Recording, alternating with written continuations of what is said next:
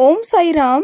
Welcome to Sai Samarpan channel. मैं हूँ आपके साथ में विन्नी और आज मैं आपसे बात करने आई हूँ डूबते को तिनके का सहारा। ये तो आप सभी ने सुना होगा, लेकिन सिर्फ सुना होगा, कभी किसी का सहारा बने हैं आप? कभी किसी तिनके को सहारा दिया है आपने? या फिर आप कभी खुद परेशान हो, हताश हो, निराश हो अपनी लाइफ में? क्या कभी आपको कोई तिनके का सहारा, किसी का सहारा मिला है आपको, जिससे आप अपने जीवन को बदल सकते हो?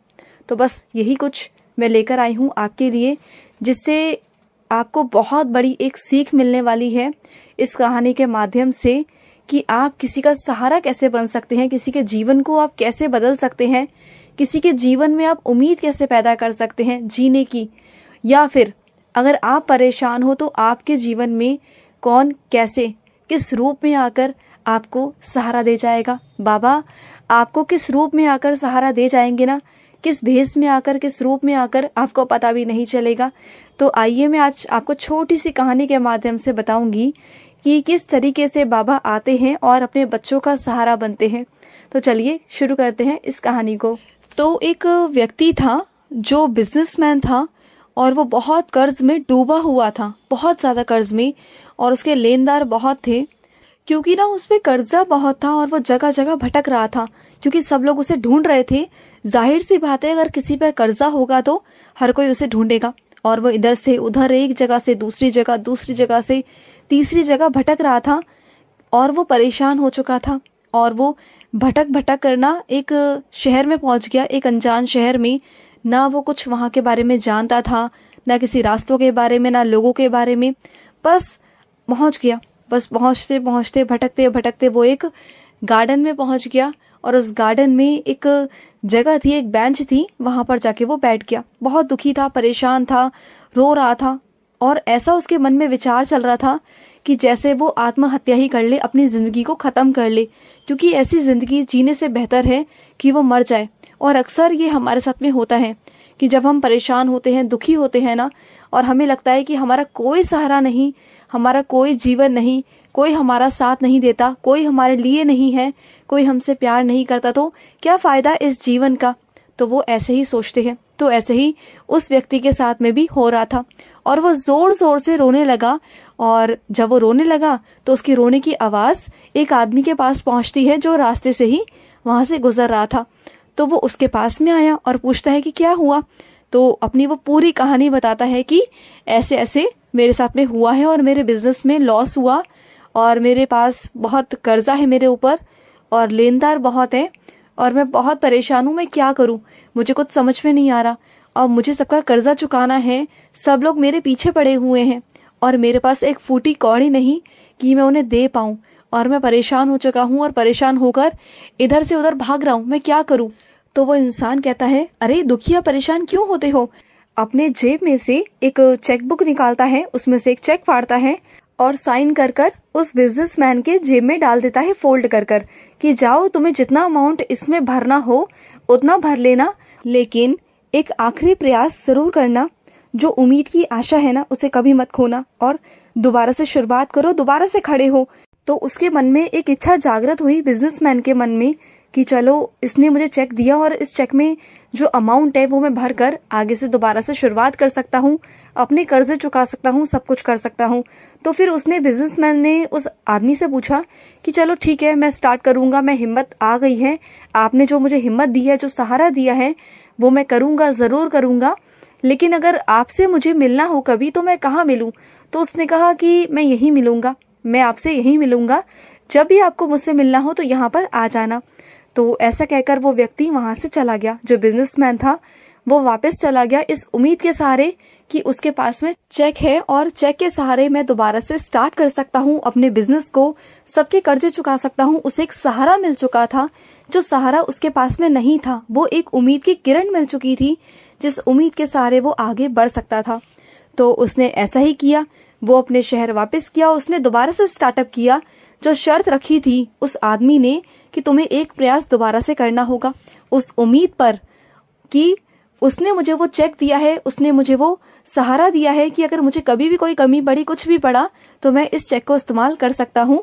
तो इसी उम्मीद के सहारे उसने दोबारा से बिजनेस स्टार्टअप किया, और जो उसका बिजनेस था उसने दोबारा स्टार्टअप करने के बाद वो बहुत तरक्की पर पहुंच गया। जो कर्ज थे उसने वो सब चुका दिए और फिर से वो दोबारा से एक अमीर आदमी बन गया, जिसके पास में पैसों की कोई कमी नहीं थी।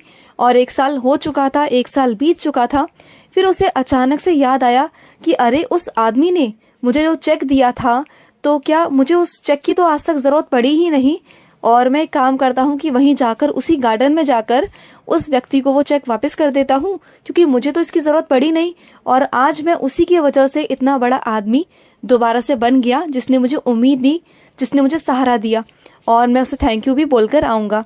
तो वो ऐसा ही करता है। जो बिजनेसमैन था वो दोबारा गार्डन में जाता है, उसी गार्डन में पहुंचता है, और जब पहुंचकर उस व्यक्ति को ढूंढ रहा होता है तो देखता है कि एक जगह पर बहुत भीड़ लगी है और कुछ लोग मिलकर एक आदमी को पीट रहे हैं। जब वो जाकर देखता है तो वो वही आदमी होता है जो 1 साल पहले जिसने उसे चेक दिया था। तो वो कहता है, अरे अरे, इनको क्यों मार रहे हो, ये तो बहुत बड़ा आदमी है। तो भीड़ जितनी भी थी वो कहती है कि अरे, ये कोई बड़ा आदमी नहीं है, इससे पता नहीं कहाँ से कोई चेक मिल गया, कोई चेक बुक मिल गई कहीं से पड़ी हुई, और ये उसी को उठाकर सबको चेक काट कर देता रहता है, ब्लैंक चेक देता रहता है और सबको बेवकूफ बनाता है। तो वो जो आदमी था, जो बिजनेसमैन था, वो एकदम से हिल गया कि अरे, ये क्या, कि ये तो कुछ है ही नहीं, ये तो बेवकूफ आदमी है, ये तो गरीब है, ये तो पागल है। तो एकदम से फिर उसे याद आया कि नहीं, इसी इंसान ने मुझे सहारा दिया, इसी ने मुझे उम्मीद दी, और इसी के सहारे मैं दोबारा से खड़ा हुआ हूँ। इसी के दम पर दोबारा से मैंने स्टार्टअप किया और जगह जगह मैंने रिस्क लिया, सिर्फ इसी के दम पर कि काश अगर मुझे कोई प्रॉब्लम हो गई, कहीं भी मैं अटक गया, तो इस आदमी का दिया हुआ चेक मेरे पास है। वो एक उम्मीद थी, जो वो चेक था वो उस बिजनेसमैन की उम्मीद थी, चाहे वो नकली था। उसने सोचा कि चाहे वो नकली था, पर उसने मुझे जो सहारा दिया, जो मुझे साथ दिया, आगे बढ़ने का बल दिया, वो शायद मुझे इस दुनिया में कोई नहीं दे सका, जो एक पागल, एक गरीब इंसान ने मुझे दे दिया। और वही उसी तिनके का सहारा मुझे चाहिए था, जिसके बलबूते पर, जिसके बल पर मैं इतना बड़ा दोबारा से बन पाया, मेरे अंदर इतनी हिम्मत आ पाई, आत्मविश्वास आ पाया। इसी इंसान ने मुझे आत्मविश्वास दिया। फिर उसने उस व्यक्ति को थैंक यू बोला, क्योंकि ना आपको ना कभी कोई सहारा देने वाला नहीं मिलेगा, आपको सब लोग कमी निकालने वाले बहुत लोग मिलेंगे, पीछे करने वाले बहुत लोग मिलेंगे। कभी आप सोचना कि जब जब आपने आगे कदम बढ़ाया होगा ना, तो 10 लोग खड़े हो जाएंगे पहले से ही आपको पीछे ढकेलने के लिए कि आप ये नहीं कर सकते, वो नहीं कर सकते, आप ऐसा नहीं कर सकते, वैसा नहीं कर सकते, अरे आप में कोई काबिलियत ही नहीं है। 10 कमियां निकाल कर आपके आगे रख देंगे। लेकिन मजाल है कि आपको हिम्मत दे दें ना, बिल्कुल नहीं। आजकल की दुनिया में ना पैर पकड़कर खींचने वाले लोग बहुत है, बहुत लोग। तो इससे बेटर तो वो पागल इंसान है ना, जिसने उम्मीद दी, जिसने तिनके का सहारा दिया। तिनके का सहारा इंसान को आगे बढ़ने के लिए बहुत होता है, बहुत। एक तिनके का सहारा, किसी के शब्द, कभी कभी ऐसे शब्द हमें चुभ जाते हैं, किसी के ऐसे शब्द हमारे माइंड में आ जाते हैं कि उसके सहारे हम आगे बढ़ जाते हैं, आगे निकल जाते हैं। तो कभी भी किसी के शब्दों को बिल्कुल हल्के में मत लीजिए।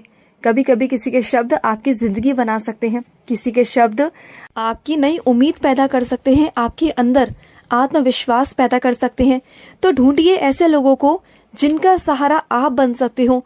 और अगर आपको किसी सहारे की जरूरत है तो ऐसा कोई व्यक्ति ढूंढिए जो आपका सहारा बने, जो आपके तिनके का सहारा बने और आप आगे बढ़े। देखिए, मरना, गिरना और आत्महत्या करना ये सॉल्यूशन नहीं है, ये सॉल्यूशन है ही नहीं, इस दुनिया का सॉल्यूशन है नहीं। क्योंकि बाबा है ना, अपने साईं, वो हमारे तिनके का सहारा है।